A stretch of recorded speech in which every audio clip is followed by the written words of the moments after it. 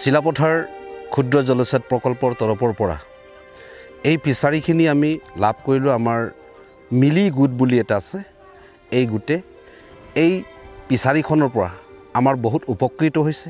আৰু কাষত থকা যিখিনি ইয়াত পৰিৱেশ আপোনালোকে দেখিব পাইছে, ইয়াত খেতি কৰিব পাৰিছোঁ, গছ ৰুব পাৰিছোঁ।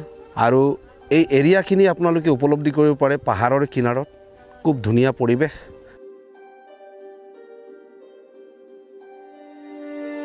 ইয়াত সম্পূৰ্ণভাৱে আমি মাছ পুহিছোঁ আমাৰ গোটে। যোৱা বছৰ আমি 2 কুইণ্টেলমান মাছ ইয়াত আমি পেলাইছোঁ আৰু দানৰ খুৰা সম্পূৰ্ণভাৱে আমি দি আছোঁ। খুব ধুনীয়া পৰিৱেশ ইয়াত আৰু খুব ধুনীয়াকৈ মাছবিলাকো জীয়াই আছে।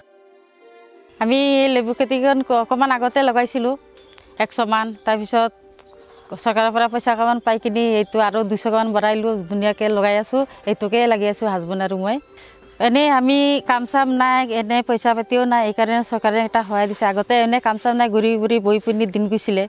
আজিকালি পইচাকেইটা দিয়াৰ কাৰণে আমি কিবা কৰি কিনি দিনটো গৈ আছে, কাম কৰি আছোঁ, পইচাও আহি আছে। এনেকুৱা মানে আগতে এনেকুৱা নাছিলে না, কাম চাম নাই, এনেকৈ ঘূৰি ফুৰি বহা দিনটো এনেকুৱাই গৈছিলে। এতিয়া মানে পইচা চৰকাৰে দিয়াৰ কাৰণে আমি এইবাৰ কামত লাগি আছোঁ, বা পইচা আহিব বুলি, সপোন পূৰা হ'ব বুলি এনেকুৱা মনটো হৈ কিনি ভাল লাগিছে। এতিয়া ঘূৰি ফুৰিব দৰকাৰ নাই, নিজৰ কামতেই ব্যস্ত থাকোঁ। আগত আমি 1500-1000 এনেকুৱা বিক্ৰী কৰিছিলোঁ আগৰ লেবুখিনি। এতিয়া লগাইছোঁ যে এতিয়া 3000-4000 এনেকুৱা বজাৰত আনে। এতিয়া আমাৰ বছৰত কিবা 30,000 এনেকুৱা 50,000 এনেকুৱা পৰি যায়। আৰু আমাৰ গাঁৱৰ ভিতৰৰ মহিলাখিনি বিশেষকৈ আমাৰ আৰ্থিকভাৱে খুব টনকিয়াল নহয়, কাৰণ আমি খুবেই পিছ পৰি আছোঁ আমাৰ অঞ্চলত।